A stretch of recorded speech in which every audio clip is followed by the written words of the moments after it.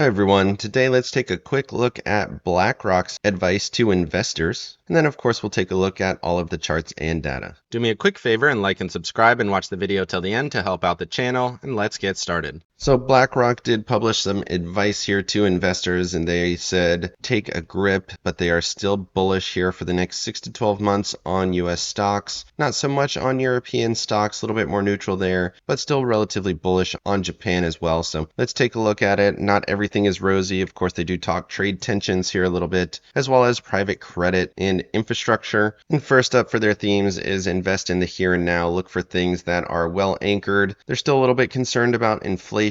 And what exactly does that mean over the next 12 months? There is still a little bit of volatility in markets. Still want to look at the AI trend, AI leadership. But despite all of that, they are still looking at risk on assets, which is what we've seen in markets. Markets have been pretty well risk on over the last couple of months. They also are looking at macro. We've been talking geopolitics, trade wars, inflation. Not super worried about inflation. Continues to come in under expectations, even with a slight step up. But they did mention the big money spending on the big beautiful bill, adding more debt. But of course, that continues to hold up the economy as well as the stock market. But of course, the US is still more reliant on treasuries. And if those purchases do start to dry up, especially around the world, because of the geopolitical risk, that could be a bigger problem. I don't really believe that that is going to happen, but they do mention it here. Then they talk the three forces. We've kind of been talking those already, but artificial intelligence, energy transition, and then geopolitical fragmentation. AI, of course, is supposed to make companies more efficient, make them more profitable, increase productivity without really increasing cost too much. Maybe in the short term, cost is a little higher, but not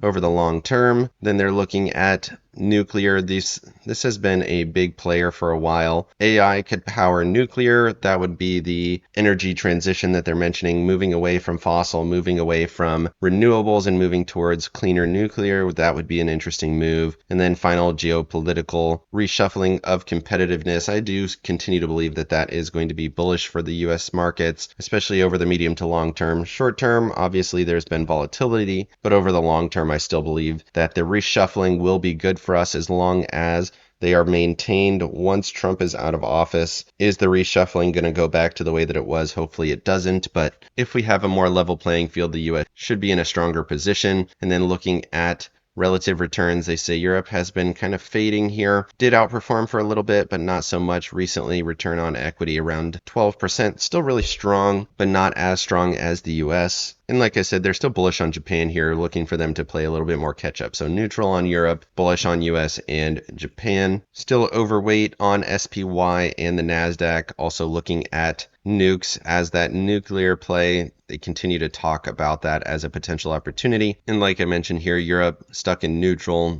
Doesn't see them consistently outperforming, but if you were interested in those plays, you have WDEF and Eurofund. And then lastly here, they do talk about worries about the dollar. The dollar has been down quite a bit recently. We've been talking about how the dollar has been falling. It's been under pressure. Is this going to be a longer term worry? I say probably not, but if you are looking to hedge against it, you can look to get into some of these hedged ETFs. And realistically, we've been talking about the dollar bouncing from this area, so that's something else to consider. Short-term treasury is also a nice play to help mitigate some of that inflation risk, those T-bill ETFs. And then you have those currency bond ETFs, which are up around 10% this year, giving some reasonable returns to help mitigate that dollar weakness. So something else to consider. And then, of course, private markets. Most of us don't have a ton of opportunity here, but private credit has done really, really well, and this seems to be an expanding sector. Hopefully, there will be a little bit more retail availability of private credit. Looking at fear and greed, we finished the week at a 75 flat line across the board here. You can see really flat on this indicator. We've been here for a while now. You can see this last iteration, September through about October, about a month in this zone, and we have gotten here around 3 July. We're not quite there yet at that month time frame, so could stay here for a little bit longer before we see this start to fall off a little bit more and then kind of get this longer term downtrend, which I do believe is coming. It just hasn't started yet. And then looking at momentum, still greed, strength and breadth, no movement there, extreme greed, put call ratio still very, very low. But again, this can stay here for a bit, November through that kind of February timeframe. We were in this low level below 0.7 with just a couple of spikes up, volatility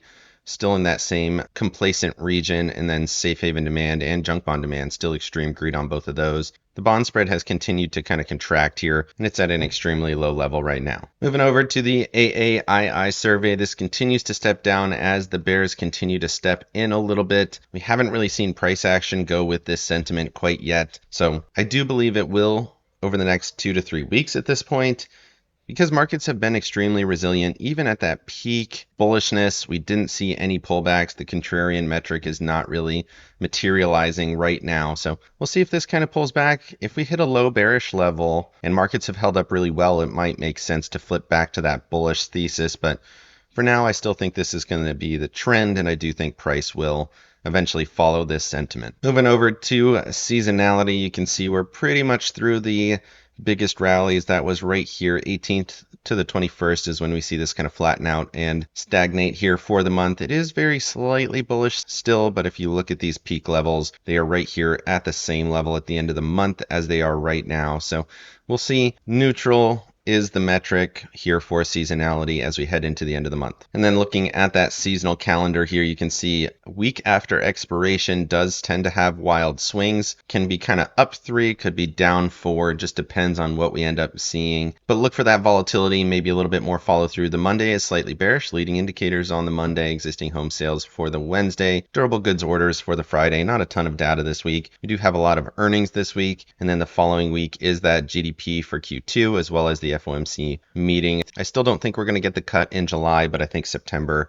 is pretty likely at this point. Moving over to the earnings calendar, Verizon, as well as Steel Dynamics, Domino's Pizza. Really like to watch that Domino's Pizza numbers. Definitely a discretionary, definitely something that I look at as more of a bellwether. People buy it when things are good, not so much when they're not. For the Tuesday, you do get Coca-Cola, Philip Morris, Texas Instruments, Northrop Grumman, General Motors. General Motors, want to see how the auto industry is doing. GM has been one of the best performers in that sector, so want to see them continue to do well. Invesco for those Qs traders, and then we start to get into some of the heavy hitters here with Google, Tesla, IBM, T-Mobile, Services Now, AT&T. On the Wednesday, of course, Google's going to be the big one at 2.25 trillion in market cap. Can they deliver? Can they show that their search business is still doing well? I think that's the biggest question. Are they going to get taken out by AI? Will AI be as profitable for them as the search business has been? That is the big question mark. I'm just not sure that that is going to be true. And then for Thursday, Blackstone, Honeywell, Union Pacific, Intel there for Thursday. Overall, not a huge amount for the Thursday. Big volume, of course, tons and tons of earnings, but nothing major. Southwest Airlines, want to see if they can do as well as Delta did. Are they going to say the same things as Delta? And that'll pretty much wrap it up. Not a whole lot here on the Friday. Moving over to the economic calendar, you got Fed Powell speaking on the Tuesday. Always interesting to see what he has to say. Existing home sales, crude inventories,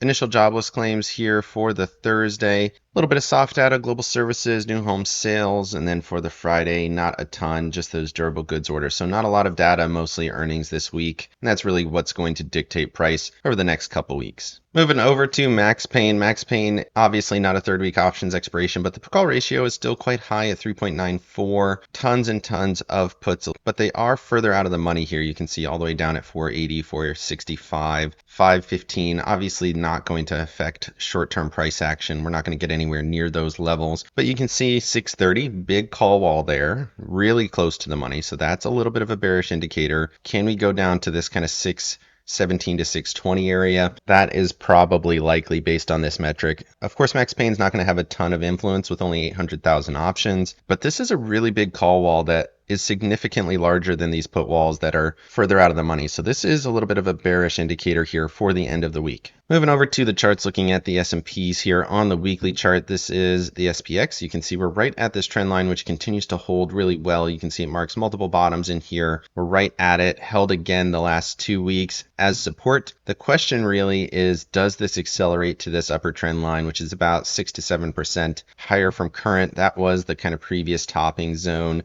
over the last couple of months. Really here from July of 24 up until about January of 25, we were grinding up along that trend line. Are we going to make it back to there before this pulls back? I think that's the big question. I'm not sure that it's possible And then if you look at those longer time frames on the monthly chart, you can see there's really nothing in here between here and this upper trend line. So the short-term target would be this kind of 6,700 area. And then looking at that daily chart, of course, you got the high, higher high here. Are we going to get a low, higher low structure in here?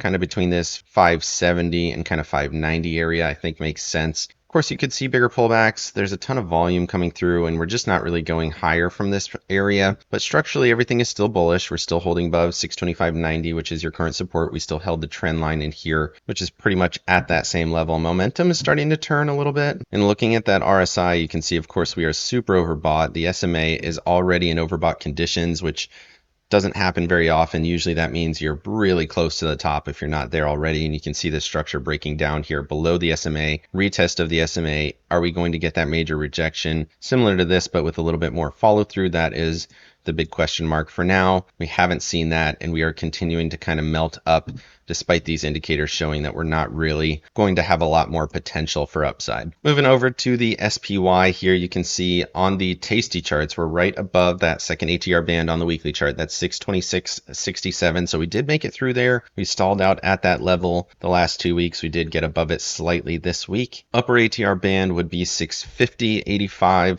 That would be about another $22 or so of upside to that next level. Momentum is fading though. We're already at a very extreme level on the MACD here. This is the volume weighted MACD. You can see peak levels are usually around a kind of an 11 area, and we're already at this kind of 22 area, which is super, super high, way higher than anything we've seen over the past couple years. Definitely extended. And then your trailing stop is all the way down in that 568 area, which again, that's kind of the zone we were talking about, right? 570 to kind of 590 was the zone, middle of the range in here. Hold that higher low, a powerful higher low that would be off of this previous low here, and then look for that bigger push up. That's the big question. Of course, nothing has broken structurally here. And then looking at the daily chart just briefly, you can see that upper ATR band 631.76. That has been resistance here. We touched it back on the 30th, and then we've basically been chopping and grinding between that 8 EMA and that upper band. 8 EMA right now is 624.61, and really that has not broken since back here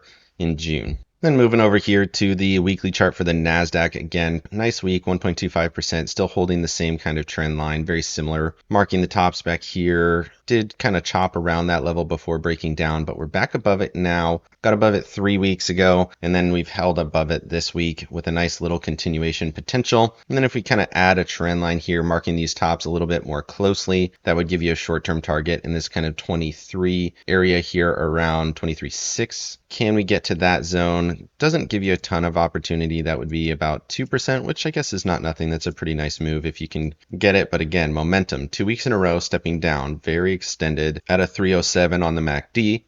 And then looking at the RSI, of course, on the weekly chart, we're not quite there yet. And you don't always get to that overbought condition. You can see this last iteration, we didn't quite get there. You had this slow down trending price action on the RSI. Are we going to stall out in this area? It's not impossible, but right now it's not all the way overbought yet. And then, of course, looking at that daily chart, we've been riding this trend line through here, continues to be an important trend line. Even back here, if you extend this out a little bit, there's a relevant trend line back in here, and now we're right in that zone, rejecting from that area once again on the Friday. Doesn't make it to this trend line here around 568, certainly a possibility. Structurally, this is still intact, but again, momentum bearish, RSI super extended, looks like it's going to potentially start to roll here. We're in overbought conditions once again, but really you don't have enough evidence for that down move. I thought we would have more confirmation after this kind of outside reversal day on the Tuesday, but markets did not care about that. Threw a wick to a slightly lower low and then continued higher. So structurally still bullish, looking for 568 if this rally continues. Moving over to the Tasty charts here, you can see that upper ATR band is a little bit closer on the Qs charts. You can see it is at 578.98 or 588, somewhere in there. So again, about another $20 or 4% to that upper ATR band. And then once you do get there, that is usually where you start to see either just a little bit of grinding price action or a pivot point here. I would guess this is going to be a little bit more of a pivot point because you can see how this has been a topping zone. Usually when you get the grind, it's because it's already at a decent slope. You're kind of already in this bullish price, bullish trend, and now we are still kind of flatlined here. It is turning up slightly this week, which is a little bit more bullish. Your trailing stop right now, 506. 20, which again does present a lot of risk to the downside. Momentum still extremely extended. Volume has been fading here. You can see peak volume was here. We're already a big move off of those lows. Volume has been fading. Is this going to start to turn yet? Hasn't done it. And then looking at the daily chart, very similar to the SPY chart, stuck between that upper ATR band and the 8 EMA 557.40 is your support, and the upper ATR band is 566.37. Moving over to the Russell here on the weekly chart, you can see very slightly positive, up a quarter, but still stuck in this range, right? So 218 is your support, 226 is resistance. We threw wicks to both directions over the last 2 weeks. Indecision candles, momentum didn't step down, but it's basically flat over the last 2 weeks. You can see the volume coming in here a little bit. Need to see this reaccelerate if it's going to hold. Otherwise, this is going to be not a great structure, right? You have kind of a high, lower high, big fall. If you argue kind of lower high here, that is not going to be great. You could still see this pull back into the trend structure here around kind of the 210 area, hold that structure, and then get the bigger acceleration up back to these kind of zones in here around 240. But I just don't love it until we see a little bit bigger pullback. You do have some trend support in here around that 218 area, which is probably why it held up okay over the last 2 weeks. But again, I just believe that we're going to see something into here and then that bigger move higher, just based off how extended we are across pretty much every time frame.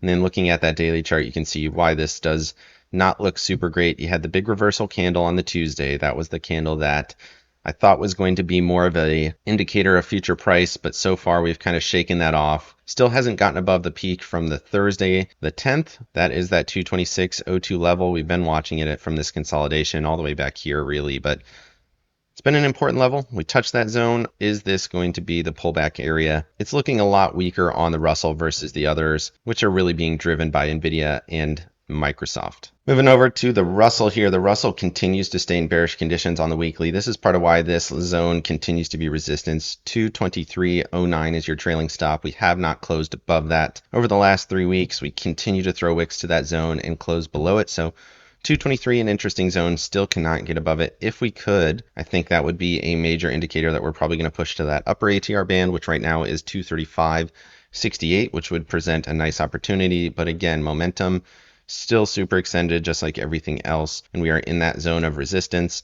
And then looking at the daily chart, again, starting to show a little bit more rejection here, right? So we hit those upper ATR bands, did get a slight continuation, but we're failing here at the second band. That is starting to show some separation. Usually when that happens, you're going to see a little bit more pullback. Your trailing stop on the daily chart is that 213.86 area, 214, somewhere in here, which would be a decent fall, even for the retest to stay in bullish conditions. You can also see volume coming through here, big volume selling here, and then more volume selling on the Friday. Is this an area where the bigger players are starting to take profits and look for that bigger pullback? Certainly a possibility. Moving over to the Dow here, the Dow continues to show a topping pattern. We got into this double top area, we touched that once, and then we rejected from it the next week, and now we've gotten another kind of pullback week, down about 13 cents or so, but still cannot get above 445.16. Is this going to fade? Is it more of a bull flag? We've been watching that kind of bull flag structure, but seems to be fading a little bit more, touched the lowest area of that, and just wanted to show it here on the daily chart. Maybe tried to, and then immediately gave it back on that Friday session. If you see follow through here, and then this bearish momentum kind of accelerates a little bit more, this is probably going to be a failed breakout and a continuation lower. So something I'm watching on the Dow. Structurally, still, you could argue slightly bullish, but this rejection does give me a little bit more pause on the Dow. Moving over to ratios here, we're looking at the SPY Russell and NASDAQ SPY. You can see the SPY did outperform a little bit, did continue to hold this 278 level. I was hoping this was going to break down a little bit more, but it just did not do it. The momentum is still bearish. The RSI is still bearish here on the ratio, but the SPY held up okay, and the Russell did underperform a little bit. NASDAQ, on the other hand, was the best performer for the week, pushed right to that resistance, 366, what that was the peak here in June of 24 before we saw a major pullback. Is this once again going to be a major turning point? And that is your all-time high on this ratio at that zone. So peak levels, once again, is this what we need to see a major reversal? Once we touched it this last time, the next week was a big downturn for 4 weeks in a row with that kind of overthrow week, which ended up being bullish but did go much lower. So are we going to see something similar to this? That is what we need to watch for here. Or do we get the breakout to new kind of price discovery here on this ratio? Moving over to the SPY divided by the M2 money supply, we did get to a new relative high close as well. So this does look a little bit more like a breakout here. Do we get to that 30.14 level? That is a very critical level, right? So that takes you all the way back here to the mid-range of the .com zone, where this obviously was a very peak zone. This is just about as high as it goes. The high is all the way up at 32. That was the peak level before this did pull back. But again, this is just about as high as it goes. Not that far off of it. Can it continue to go higher into that bubble territory? That's still another 13 to 14% higher from here. Do we get to that all-time high on this ratio? Certainly a possibility, but understand that you are trading here in the short term. And by short term on this indicator, it's really like a year's time frame from here. But once we get there, there's going to be a lot of downside in my opinion. I do believe that all-time high on this ratio is going to hold a lot of weight. Anytime you get to about a third of the M2 money supply, that is going to be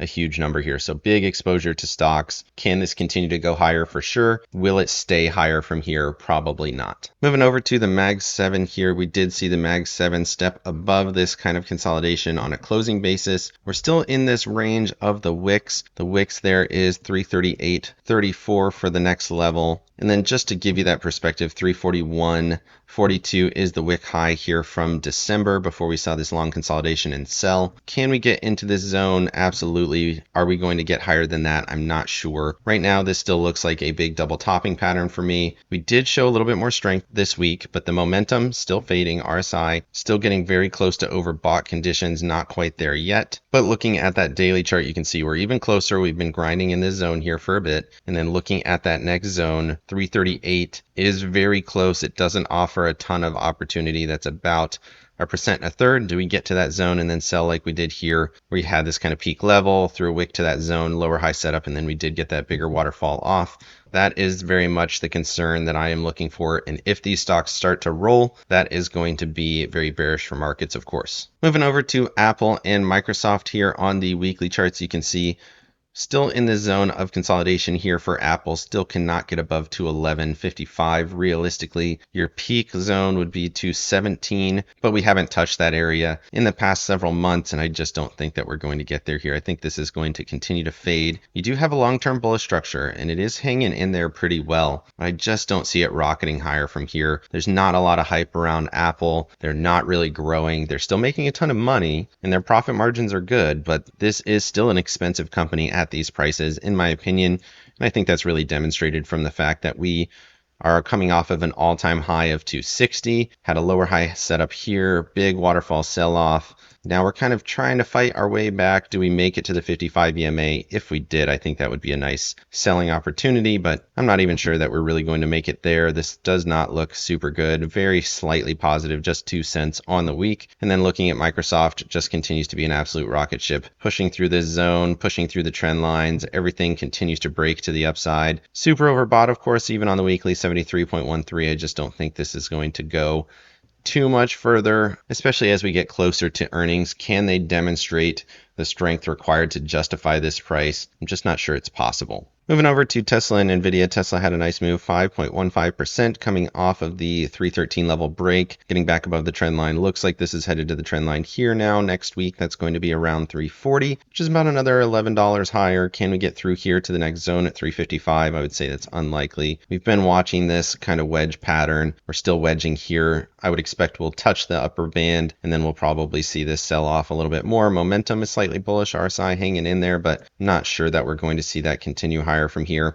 And then looking at NVIDIA, of course, every day seems to be up a little bit more, 4.5% this week. Absolutely massive. Is it going to make it to the trend line up here? I would like to say no, but you never know here on NVIDIA. Of course, they're going to have to demonstrate this on earnings. The big news around their H20 chips, is that going to translate to actual earnings and actual growth here for NVIDIA? That's the big question mark. Can it get to 215? It just doesn't seem realistic. Eventually, this will come back down to earth, but doesn't seem like that's soon. We did hit overbought conditions at a 69.9, very close to the 70 level, but of course NVIDIA can go massive. It can go all the way up into the 90s, so I wouldn't say this is anything really to worry about, but it is something to consider. Moving over to Amazon and Alphabet here, you can see Amazon was up about 0.5%, still looking for that 233 level, which is The peak back here from December, we did overthrow it briefly in January before selling, but I think we can get here. You still have this kind of rising wedge pattern. Are we going to move up, throw a wick, and then kind of break down? That's probably what's going to happen. You can see the momentum starting to fade a little bit, but still bullish. And then looking at Alphabet, still have this giant head and shoulders pattern that we're watching. Left shoulder, head, right shoulder here. Do we make it back to that 193.31 level, which is the peak back here from July of last year? Touch that zone and then sell back off into this kind of neckline down here around 150. That is the concern. That is what we're watching for now. But we did break the level 185, which is your support to that next level, 193.31. Moving over to staples and discretionary, staples did bounce just a little bit, 0.1% through a wick to a new relative low and then bounced from that 79.90 level. Momentum is still bearish here. RSI is still bearish here. This still doesn't look super great, but it is hanging in here. Very long consolidation. Anything below 77 is likely to be a buy. 75.40 is likely to be your support. If this structure breaks down a little more, you can see that's kind of the zone we keep bouncing from. And then looking at discretionaries, this looks a little bit more concerning, right? You have this very slowly fading bullish movement. Slightly positive once again, still can't get above these trend lines. Momentum still technically a little bit bullish, but you can just see how it's fading. This will likely step down next week on the momentum if we do not get an acceleration through this structure here back towards these highs. Moving over to breadth, we did get that hanging man candle here on both of these. We throw a big wick, ended up bouncing to the middle of the candle. Momentum still stepping to bearish, RSI still stepping to bearish. I still believe that this breadth is starting to fade here, but it is taking a little while. Is the next week the bigger acceleration that I was kind of looking for this week? That is the big question, but for now, I do believe that this next week is likely to be a bigger move down on breadth, and this is just the first wick of many here as we start to push lower on breadth. And I don't think the Mag 7 is really going to be able to stabilize markets, especially because it's really been flat for the last several weeks. Then moving over here to 200-day breadth, really the same thesis. It was down about 1%, another wick to a relative low at 54. Ended up bouncing back towards that 58.90 level, but I do believe this is likely to pull back at least a little bit more down to this 52 area. Momentum step down, RSI stepping down a little bit. Really the same kind of structure. You can see this high double top potential here as well. Is this going to pull back down to a lower level down between this kind of 36 and 42 area? Makes sense. Of course, you still have that 9 EMA at 51.85 as potential support. Moving over to the dollar here on the weekly chart, you can see we did bounce off of this structure in here, 96.85. We've been watching that over the last 2 weeks. Nice move so far. We've seen bounces like this. Eventually they did fade, but this does look a lot better. You can see the momentum very close to stepping to bullish. Do we get a slight retracement and then a continuation? Or is this going to be one of those kind of rocket ship style moves like this where you don't get any pullbacks? You just get a straight up move here. That is the question. Right now it still looks good though. You can see the RSI breaking through the SMA, very low level. Looks like this is starting to accelerate to the upside. Dollar is likely to have some more up move. And if the dollar is going higher, that is usually not a good sign for equities. Moving over to bonds. Bonds continue to look good here. J&K did bounce, and Doji here continues to show a little bit of risk on. Want to see that continue. This looks like a bull flag and a breakout, and I do think bonds are likely to go higher over the short to medium term. Same here really on TLT. You can see we did have that big wick low and held and started to bounce there on the daily. And looking at that weekly chart, you can see the nice bounce off of that 9 EMA on the weekly for J&K back above that 96.51 level. TLT was still negative on the week, but you can see that wick rejection similar to this where we did get a nice bounce over the next couple of weeks. And that is what I'm looking for here. Want to see it get back above 85.90 and start to push back towards 89.16, especially as we get closer to that rate cut likely to happen in September. Moving over to the VIX continues to hover here 4 weeks in a row. We got here 23 June and we are still here now 14 July. So is this going to bounce here soon? It could absolutely hang out here for quite a bit longer. You could even argue really that we were here in May with just a little bit of spikies similar to what we got here where you stayed from November of 24 all the way through until February of 25. So you can absolutely stay here for a while, but you do have this kind of downtrend line. Structurally, it does look like that might break over the next 2 to 3 weeks. You can also see the momentum here starting to bounce to the upside just a little bit. So that is what we're watching for. So far, it hasn't really happened, but I do believe that it will eventually. Moving over to my accounts, I was down a little bit on the week. I did expect once we got that big Tuesday rejection candle that we would be able to kind of hold those highs and start to see a little bit more of a pullback, but it didn't work out that way. We did end up squeezing on NVIDIA news of the H20 chip, which seemed to squeeze markets up a little bit more. The Qs did outperform, so I did end up taking that position off. Then we did hold for the next couple days. Right now I'm neutral here. We're so extended. All of the metrics say we're very extended to the upside. I don't really want to continue to participate in that because I do think the risk is to the downside, not so much opportunity left to the upside. So for now, I'm going to continue to sit and wait here. I do believe the next move is going to be bearish, but I don't want to kind of just sit and wait for markets to go against me. Once we get a little bit more evidence to the downside, I'll be more aggressive, but for now, I'm neutral here. Doesn't mean that I won't look to sell some kind of short-term options, likely to the bull side because structure is still bullish. But once we get that bigger evidence, I'm going to look for that big call option sell that I had on before and look for that bigger down move that will eventually come. Let me know down in the comment section what you think of BlackRock's take on the global economy. Is the US the best place to be? Is Japan second place? And you should really just be kind of holding steady on Europe. Is everything still going up? What do you think of the nuclear play? I think that's a little bit of an interesting take. Don't hear too much about that outside of their take. Let me know. Otherwise, like and subscribe. If you got any value out of this video, make sure you hit the bell so you don't miss out on any future episodes. Of course, none of this is financial advice. This is all for entertainment purposes. Good luck in your trading and have a great day.